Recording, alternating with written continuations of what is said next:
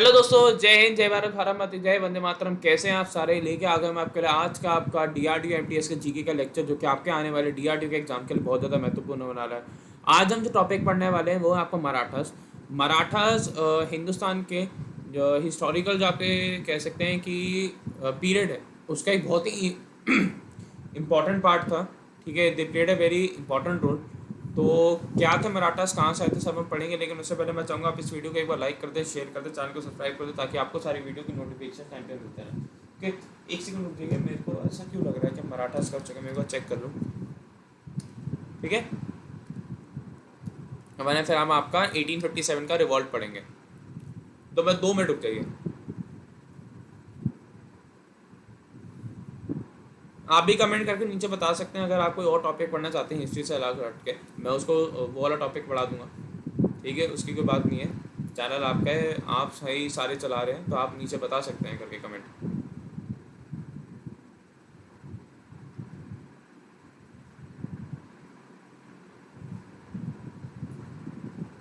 हाँ, मराठास हो चुका है। 1857 का रिवॉल्ट नहीं हुआ है, साइड्स हुई हैं सिर्फ, मुगल्स हो चुके हैं, मुगल एम्पायर हो चुका है। चलिए शाबाश, मराठास हो चुका है। मतलब आज हम आपका क्या पढ़ना है, आज हम पढ़ेंगे आपका 1857 का जो क्रांति थी, जो रिवॉल्ट ऑफ 1857 था, वो कैसे हुआ और क्यों हुआ। ठीक है, और क्या उसका बेसिक रीज़न था, क्या उसका बेसिक मैनिफेस्टो था, सब हम पढ़ने वाले 1857 के रिवॉल्ट में। बहुत अच्छे मैं क्रिस्प और कॉम्प्रिहेंसिव आपके लिए नोट्स लेके आया हूँ, जो सारी साइट्स कौन कौन सी इंपॉर्टेंट बुक्स थी, और कहाँ कहाँ हुआ इसका, क्या क्या इवेंट्स थे। ठीक है, कैसे कैसे इवेंट्स आगे बढ़े, सब हम पढ़ने वाले हैं, तो बिल्कुल चिंता की बात नहीं है। ओके, चलिए शुरू करते हैं।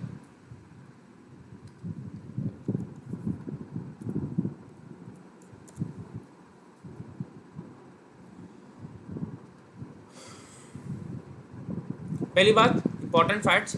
रिवॉल्ट ऑफ 1857 शुरू हुआ था आपका एक सिपाही म्यूटिनी के तरह, मतलब एक सिपाहियों के विद्रोह की तरह, लेकिन ये बाद में फैल गया आपके पूरे देश हित में, और ये पार्टिसिपेशन इसमें आई किसकी, मासेस की। पूछा जाएगा वीडी सावरकर ने क्या कहा था इसे। वीडी सावरकर ने 1857 की क्रांति को कहा था first war of Indian independence. पूछा जा सकता है who was the person who called 1857 revolt as the first war of Indian independence, कौन होगा वो, V D Savarkar. Doctor S N Sen ने इसे डिस्क्राइब करा था कि ये हुआ तो आपकी धर्म के आज़ादी का युद्ध था, लेकिन ये बाद में बन गया देश का युद्ध, एक आपकी इंडिपेंडेंस का युद्ध, आज़ादी का युद्ध। डॉक्टर आसिम मजुमदार ऐसे कुछ नहीं मानते, कहते हैं ना ही आपका एक नेशनल रिवॉल्ट था, ना आपका ये पहला वॉर ऑफ इंडिपेंडेंस है, ऐसा कुछ नहीं था। और कुछ ब्रिटिश एश्योरेंस के तहत अगर हम माने तो कहते हैं ये सिर्फ आपकी एक सिपाही म्यूटिनी थी। ठीक है, सिर्फ एक सिपाही म्यूटिनी थी।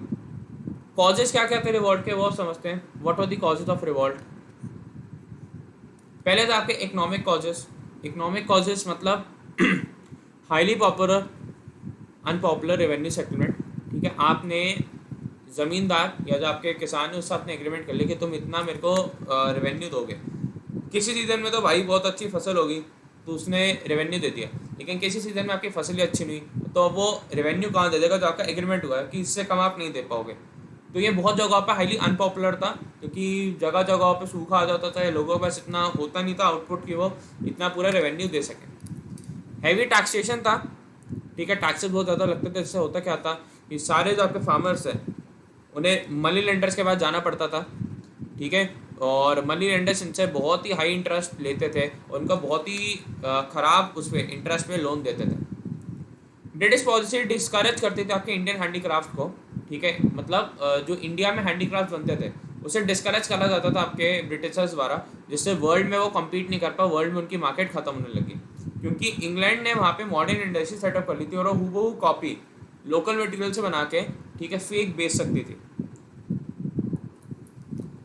ठीक है, अगला एक्सेसिव इंटरफेरेंस होता था ब्रिटिशर्स के द्वारा। ठीक है, आपके ज़मींदारी के काम में, जिससे ज़मींदार को बहुत ज़्यादा लॉस हुआ, जिससे ज़मींदार को बहुत ज़्यादा लॉस हुआ आपका, मैंने आपका स्टेटस भी बहुत दिया। पॉलिटिकल कॉजेज क्या क्या आता है, बहुत आसान थे। सबसे पहले आपका सब्सिडरी अलायंस, इससे पूछा सकते हैं सब्सिडरी अलायंस वाला आपका सब्सिडरी अलायंस वाला लाने वाला कौन था, वो था आपका लॉर्ड वेल्सली। इसमें क्या आता है कि अगर आपका किंगडम है तो आपको अंग्रेज़ी हुकूमत आपको प्रोटेक्शन देगी, आपको सैनिक प्रोवाइड करेगी, लेकिन उनका पूरा खर्चा आपको उठाना पड़ेगा, और अगर आप मना करते हो तो आपका किंगडम हमारा। फिर आता आपका डॉक्ट्रिन ऑफ लैप्स। इसे लाने वाले तो आपके लॉर्ड डलहौजी। इसमें सिंपल था, अगर किसी राजा महाराजा का कोई भी संतान नहीं है, ठीक है, आगे का वंश नहीं है, तो उसका किंगडम ब्रिटिश हुकूमत के अंडर आ जाएगा केयर टेकिंग की तरह, ठीक है। यही झांसी की रानी के साथ हुआ था, उन्होंने अब एक बेटा अडॉप्ट करा, लेकिन उसके बेटे को मान्यता नहीं दी, फिर इसलिए उनको युद्ध करना पड़ा। फिर अगला था आपका एक रिलीजियस डिसेबिलिटीज एक्ट 1856 का, रिलीजियस डिसेबिलिटीज एक्ट 1856। इसमें कहा था अगर कोई एक अपना धर्म परिवर्तन करता है, ठीक है, तो उसके हक नहीं छीना जा सकता कि उसका फादर की जो प्रॉपर्टी है वो इनहेरिट नहीं कर पाएगा, ऐसा कुछ नहीं है, वो इनहेरिट कर पाएगा धर्म परिवर्तन करने के बाद भी। पहले ऐसा नहीं था, लेकिन रिलीजियस डिसेबिलिटीज एक्ट 1856 के बाद वो ऐसा कर सकता है। उसके बाद आते हैं आपके एडमिनिस्ट्रेटिव कॉजेज। एडमिनिस्ट्रेटिव कॉजेज क्या आते हैं? बहुत आसान। पहली बात, पूरे कंपनी के एडमिनिस्ट्रेशन में आपकी करप्शन फैली हुई थी, भ्रष्टाचार था, खासकर आपके लोअर लेवल पे, लाइक आपके पुलिस और पेटी ऑफिसर्स। कोई फोकस नहीं था आपके हिंदुस्तानी डेवलपमेंट पे, हिंदुस्तानी डेवलपमेंट हो ही नहीं रही थी। सोशो रिलीजियस कॉजेज क्या आते हैं? ठीक है, सोशो रिलीजियस कॉजेज, ब्रिटिश अपने आप को सुपीरियर सोचते थे कि हम बड़े हैं। क्रिश्चियन मिशनरीज की एक्टिविटीज़ हमेशा स्कैनर में रहती थी। अटेम्प्ट आपके सोशल रिलीजियस रिफॉर्म्स की तरफ मारा गया, जैसे आपके सती की एबॉलिशन करी गई, विडो रीमैरिज का सपोर्ट करा गया, वुमेन एजुकेशन, अच्छी चीज़ से, लेकिन लोगों ने इन्हें अच्छे से नहीं लिया। और इन्हें सबसे बुरी चीज़ का करी, इन्होंने मॉक्स और टेम्पल लैंड्स को, जो आपके मस्जिद और जो आपके मंदिर के सारे लैंड के पीसेस हैं, उनको इन्होंने टैक्सेबल बना दिया कि उन पर टैक्सेस लगेंगे। मॉस्क और टेम्पल के लैंड्स को, मॉस्क और टेम्पल के लैंड्स को इन्होंने टैक्सेबल बना दिया, ठीक है। तो इससे क्या हुआ, लोगों में होगा कि आप मॉस्क और टेम्पल के लैंड को टैक्स कैसे लगा सकते हो उस पर। फिर इमीडिएट कॉजेज क्या क्या थे? ठीक है, what were the immediate causes? पहली बात, जनरल सर्विस एनलिस्टमेंट एक्ट। ये क्या था कि आपको कहीं भी भेजा जा सकता है, आपके समुद्र के आगे भी, समुद्र के बियॉन्ड भी। होता क्या था, पहले माना जाता था हिंदू जो कल्चर था उसमें कि अगर आप समुद्र पार कर जाते हैं तो आपकी जात सबसे नीची हो जाएगी, आपकी जात चेंज हो जाएगी। दूसरा डर था लोगों को कि हम अपने जात का अगर हमने खो दिया तो हम अगर जब गांव वापस आएंगे लोग हमें एक्सेप्ट नहीं करेंगे, तो इसलिए ये एक गलत चीज़ थी जो उन्हें लगा। उसके बाद इंफीरियर इन्वॉल्वमेंट्स, मतलब ब्रिटिशर्स को ज़्यादा पैसे दिए जाते थे आपके इंडियन से ज़्यादा। अगर आपका एक यूरोपियन सोल्जर है और एक आपका इंडियन सोल्जर है, तो यूरोपियन वाले को ज़्यादा पैसे दिया जाएगा और आपके इंडियन वाले को कम। एक अफवाह ये थी कि आप बोन डस्ट जो थी, आपकी मिट्टी को जब पीस देते हैं तो बोन डस्ट होती है, उसको व्हीट फ्लावर में मिक्स करा जा रहा है, उसको व्हीट फ्लावर में मिक्स करा जा रहा है, इसकी खबर आई। कार्ट्रिज जो थी आपकी एनफील्ड राइफल की, एनफील्ड राइफल की जो आपकी कार्ट्रिज थी उसे बीफ और पोर्क से बनाया गया था। बीफ हिंदू धर्म में वंचित और पोर्क मुस्लिम वर्ग में, जो मुस्लिम धर्म था उसमें वंचित था।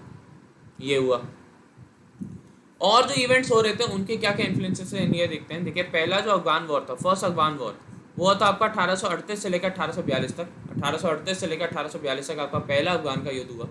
पंजाब वॉर हुए आपके 1835 से लेकर 1849 तक। क्रीमियन वॉर हुआ आपका 1854 से लेकर 1856 तक। और आपका फिर संतल रिबेलियन हुआ आपका 1855 से लेकर 1857 तक। तो ये जो सारे युद्ध थे ये कल्मिनेट होकर क्या बने, आपके रिवॉल्ट ऑफ 1857। वहाँ से क्रांति उठी उठी उठी उठी और आके कब रुकी, आपके रिवॉल्ट ऑफ 1857 में।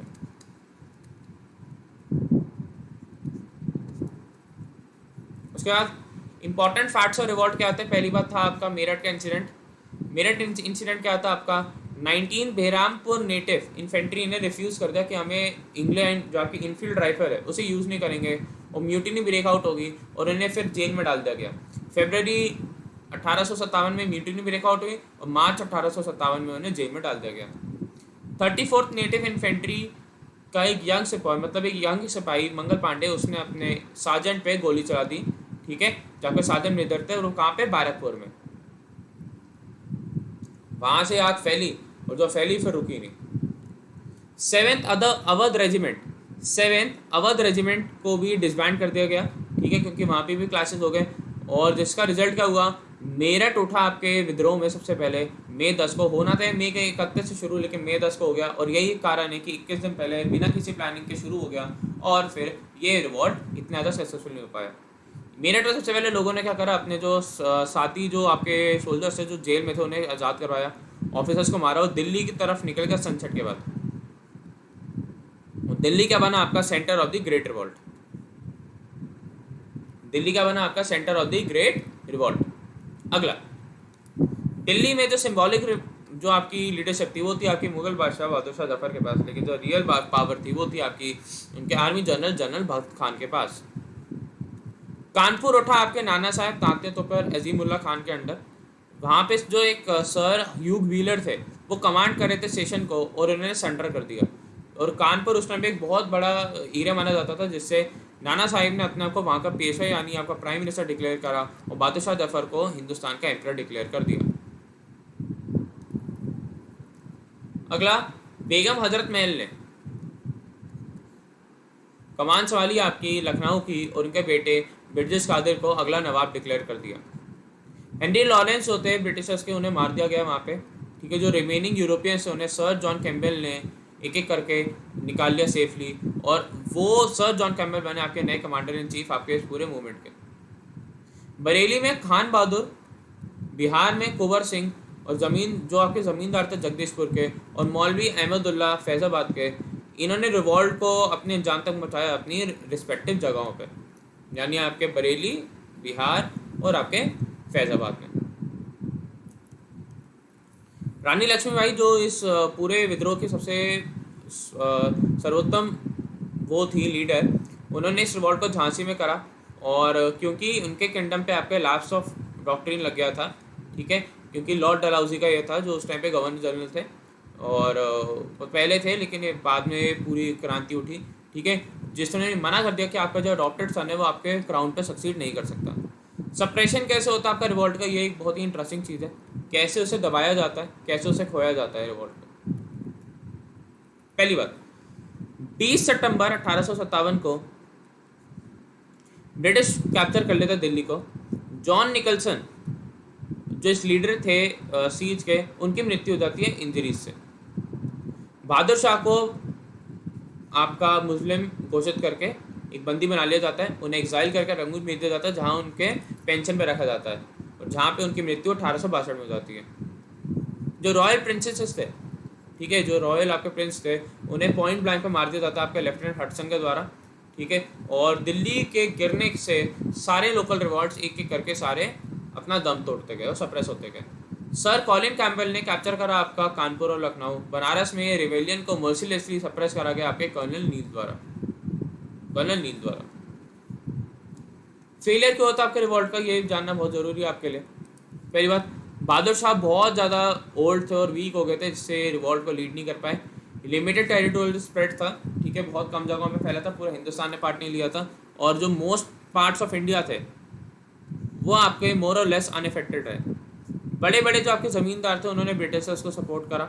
मॉडर्न एजुकेटेड इंडियंस ने व्यू करा कि एक आपका बैकवर्ड चीज़ है, हम क्यों उस पर पढ़ें, और यही थॉट इनको आज भी लेके डूब रहा है जो आपके मॉडर्न एजुकेटेड हैं।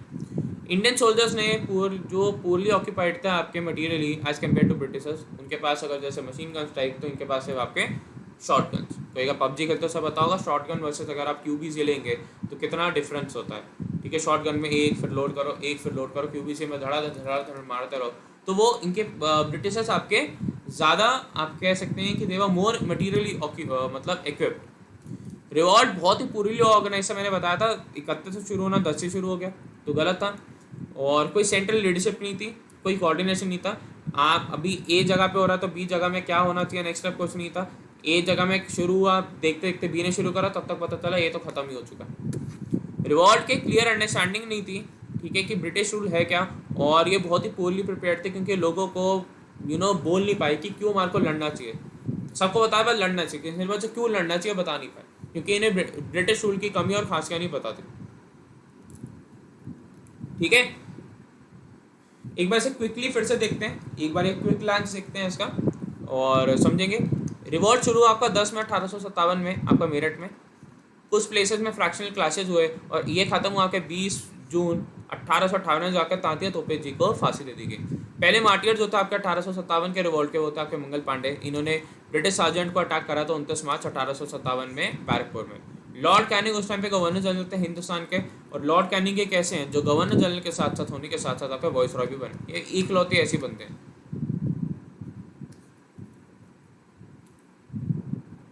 अगला, कुछ जो लीडर्स आके रिबेलियन के वो कौन से थे, रानी लक्ष्मीबाई झांसी में, कुंवर सिंह बिहार, बहादुर शाह दिल्ली, नाना साहेब कानपुर, तांतिया तोपे कानपुर, और आपका बेगम हजरत महल आपके लखनऊ।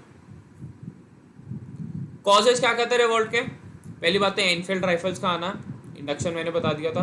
कार्टेजेस ये माना जा रहा था कि पिग फैट और काउ फैट से बनी हुई, जो कि मुस्लिम और हिंदूज के लिए रिस्पेक्टिवली रिस्ट्रिक्टेड था। मेन रीजन क्या था? जो मेन पर्सन थे रिबेलिंग के पीछे वो थे आपके सोल्जर्स, और इसलिए आपके एक सिपाही म्यूटिनी भी बोला जाता है, ठीक है। और से सोल्जर्स तक ही नहीं रहा, बाद में ये स्प्रेड हुआ और बहुत ही मैसिव फॉर्म भी इसने एक्वायर करा। कॉजेज क्या थे फेलियर के? ठीक है, कि रिवॉल्ट पूरे हिंदुस्तान में नहीं फैल पाया। Some section of the society like money lenders, merchant, modern educated were against revolt. की क्यों करना, ब्रिटिश हमारे काम तो कर रहे हैं, वो पता था, आगे चल के पता चला क्या काम कर रहे थे। रिसोर्सेज जो थे ब्रिटिश के पास वो ज़्यादा अच्छे थे, ठीक है, इंडियंस के पास से। एक आपका अनप्लान्ड रिवॉल्ट था और इसमें कोई सेंट्रल ऑर्गेनाइजेशन और स्ट्रैटेजी कुछ नहीं था। ब्रिटिशर्स के पास आपका बेटर मीन्स ऑफ कम्युनिकेशन था, लाइक आपका टेलीग्राफ और पोस्टल सिस्टम, और ये पता लगा लेते थे कि अच्छा लखनऊ में रिवोल्ट हो रहा है, वहाँ से टेलीग्राम कर देंगे जो आसपास का सबसे रेजिमेंट है कि वहाँ जाके संभालो। लेकिन हमारे पास कुछ ऐसा नहीं था, जिससे इनके ट्रूप्स मैन्यूवरिंग ज़्यादा अच्छी हो जाती है इनके नीड्स के अकॉर्डिंग, ठीक है। ये एक आपका यूनिवर्सल रिवॉल्ट नहीं था, जगह जगह पे स्पॉटिक उठता था, ठीक है, स्पॉटिक लेयर इनकन्सिस्टेंट रिवॉल्ट था, जगह जगह पे ऐसे ऐसे आग का वो होता ना ऐसा। इफेक्ट्स क्या थे रिवॉल्ट के? What are the effects of revolt? 1857 के बाद इंडियन एडमिनिस्ट्रेशन ने ट्रांसफर कर दिया इंडियन ईस्ट इंडिया कंपनी की जो पावर्स थी वो ख़त्म कर दी और ब्रिटिश क्राउन को पूरा हिंदुस्तान सौंप दिया कि अब ब्रिटिश ही संभालेंगे हिंदुस्तान को। और ये क्वीन प्रोक्लेमेशन में लिखा हुआ था आपके नवंबर 1, 1858 के। और प्रोक्लेमेशन को हम आपके Magna carta of Indian people भी बोलते हैं, क्वींस प्रोक्लेमेशन को। इसके प्रोविजंस क्या कहते हैं? कोई एक्सटेंशन नहीं होगा टेरिटरी का, रिलीजियसली सबको टॉलरेट करा जाएगा, कोई किसी के धर्म में दखलंदाजी नहीं दी जाएगी, सारे प्रिंसेस की राइट्स को इक्वल माना जाएगा और सारे सब्जेक्ट्स को वेदर इंडियंस और यूरोपियन सबको इक्वल ट्रीटमेंट दिया जाएगा। गवर्नर जनरल को हमने एक नया टाइटल दिया, इसका नाम क्या था आपका? वाइसरॉय। लॉर्ड कैनिंग ऐसी हुई यूनिक अपॉर्चुनिटी थी कि वो गवर्नर जनरल भी बने, पहले वाइसरॉय भी बने। लॉर्ड कैनिंग ने प्रोक्लेम करा नई गवर्नमेंट को, नई सरकार को आपका इलाहाबाद में नवंबर 1, 1858 में। 1857 के क्रांति ने एक आपकी नींव रखी किसकी? कि इंडियन नेशनलिज्म की जो ग्रोथ है वो second half of the 19th century में होनी शुरू हो जाए और 1947 में पीक होकर देश को आज़ादी दे जाते, ठीक है। एक बार इंपॉर्टेंट लीडर्स, और ये जो लिस्ट एक बार फिर से देख लेते हैं, पहले भी मैं करवा चुका लेकिन फिर भी करनी चाहिए। बैरकपुर में था आपके मंगल पांडे, दिल्ली में थे आपके बहादुर शाह टू और जनरल भगत खान, दिल्ली में फिर थे आपके हकीम आसनुल्लाह जो चीफ एडवाइजर थे आपके बहादुर शाह टू के। लखनऊ में था आपकी बेगम हजरत महल, बिजर्स कादर और अहमदुल्ला जो कि आपके एडवाइजर थे एक्स नवाब अवध के। कानपुर में थे आपके नाना साहेब, राव साहेब जो कि नाना साहेब के पोते वो कह सकते हैं भांजा भतीजे थे, तातिया तोपे, अजीमुल्ला खान, ठीक है, जो कि एडवाइजर थे आपके नाना साहेब के। झांसी में थी आपकी रानी लक्ष्मीबाई, बिहार जगदीशपुर में था आपके कुंवर सिंह और अमर सिंह, इलाहाबाद और बनारस में था आपके मौलवी लियाकत अली, फैजाबाद में था आपके मौलवी अहमदुल्ला जिन्होंने रिवॉल्ट कर दिया था, एक उसको डिक्लेयर कर दिया जिहाद अंग्रेजों के अगेंस्ट। फरुखाबाद में था आपके तुफजल हसन खान, बिजनौर में था आपके मोहम्मद खान, मुरादाबाद में था आपके अब्दुल अली खान, बरेली में था आपके खान बहादुर खान, मंदसौर में थे फिरोज शाह, ग्वालियर और कानपुर में थे तातिया तोपे, असम में था आपके कनपरेश्वर सिंह और मनी रामा दत्ता, ओडिशा में था आपके सुरेंद्र शाही और उज्जवल शाही, कुल्लू में था आपके राजा प्रताप सिंह, और राजस्थान में था आपके जयदयाल सिंह और हरदयाल सिंह, गोरखपुर में था आपके गजातर सिंह, ठीक है, मथुरा में था आपके सीवी सिंह और कदम सिंह। तो ये थे आपका 1857 का क्रांति। आई होप आपको बहुत मजा आया होगा इस पर पढ़ने में, ये बहुत ही इंपॉर्टेंट टॉपिक है, इससे हर साल अगर हिस्ट्री के क्वेश्चन आते हैं, अगर 4 क्वेश्चन आ रहे हैं तो एक तो है इससे आना कंपलसरी है। तो अगर आप 20-25 मिनट लगा के इस टॉपिक को बहुत अच्छे से समझ पा रहे हो तो मेरे ख्याल से आप एक अच्छी चीज़ कर रहे हैं समझने के लिए। अब आइए कुछ बातें करते हैं जो इंपॉर्टेंट, ठीक है। क्या कहें, पहली बात तो यार अगर आप इस चैनल से पढ़ रहे हो और आपको कोई भी फायदा हो रहा है तो आप प्लीज़ सब्सक्राइब करो, लोगों से भी करवाएं ताकि उनको भी बेस्ट एवर डिफेंस एजुकेशन मिल सके, ठीक है। उसके साथ साथ आपके लिए वाईफाई सिटी ने 4 नए चैनल लॉन्च करेंगे, आपका वाईफाई सिटी बैंक एग्जाम्स, एक वाईफाई सिटी CSR नेट, एक वाईफाई सिटी UGC नेट और wifi city SSC exams. Link description में आज ही ने सब्सक्राइब करें, ठीक है। सभी एग्जाम्स के लिए आपको डेली लाइव टेस्ट हैं इस चैनल पे आपको मिलेंगे, इसे सब्सक्राइब करें। मैं आपको बता दूं मैं यहाँ पे मंडे टू थर्सडे आपके लिए 6:30 बजे टेस्ट लेता हूँ, तो ज़रूर देखिए इस टेस्ट को, ज़रूर दीजिए, आपको पता चलेगा कि मैं कहाँ स्टैंड कर रहा हूँ कहाँ नहीं। देखिए डिफेंस का मैवरिक बैच है, कंप्लीट बैच है इंडिया के लिए, अगर आप इसकी जानकारी चाहते हैं, ठीक है, क्योंकि देखिए वन शॉट सोल्यूशन है आपका, ये पूरी फ्रॉम बेसिक्स कोर्स कराया जा रहा है, 0 to मतलब सुप्रीम, एक कमांडर लेवल, एक मेजर लेवल करवाया जा रहा है। ठीक है, आप इसके अन्य इन्फॉर्मेशन आप 9555092179 पे कॉल व्हाट्सएप SMS करके मेरे से ले सकते हैं। ठीक है, और देखिए आप इस पर तो वाईफाई डिफेंस को कोड लगाओगे तो आपको रिटर्न प्लस इंटरव्यू दोनों की तैयारी करवाई जाएगी, उसमें दोनों में आपको काउंसलिंग मिलेगी, रिटर्न प्लस इंटरव्यू। बहुत बड़ी बात हो जाती है यार, इतने एक नॉमिनल प्राइस में आपको रिटर्न प्लस इंटरव्यू करवा रहे हैं, वरना मैंने खुद ली इंटरव्यू की 15-15 हज़ार रुपये लेते हैं आपसे बाहर, और इससे भी हाफ कॉस्ट में हम आपको रिटर्न प्लस इंटरव्यू करवा रहे हैं, वो भी 1 साल के लिए। उस पर अगर आप वाईफाई डिफेंस का कोड लगाओगे तो आपको 10% डिस्काउंट प्लस पर्सनल मेंटरशिप, और अगर आप इस पर अगर प्रणव टेक का कोड भी लगाओगे तभी सेम बेनिफिट 10% डिस्काउंट और पर्सनल मेंटरशिप होगी। ठीक है, अगला देखिए सीटेस आपका तो CPF में भी सेम प्राइस पे 3 एक साथ आपको करने को मौका, मतलब आपको एक प्राइस देना है, आपको एक सब्सक्रिप्शन देनी है। ठीक है, जैसे आपने एक लिया तो आप 3 एग्जाम्स की तैयारी कर सकते हैं। देखिए जैसे आप 3 एग्जाम्स का सिलेबस ऑलमोस्ट सेम है, 3 एग्जाम्स की तैयारी करो, पेपर निकाल लो यार, और इसमें भी रिटर्न प्लस इंटरव्यू या इंटरव्यू आपका उसमें होता है CPF में, और SSB आपका AFCAT और CDS में होता है। तो सोचो, इसके लिए आप अगर अन्य इन्फॉर्मेशन चाहते हो तो मेरे को 9555092179 पे कॉल व्हाट्सएप SMS कर सकते हैं।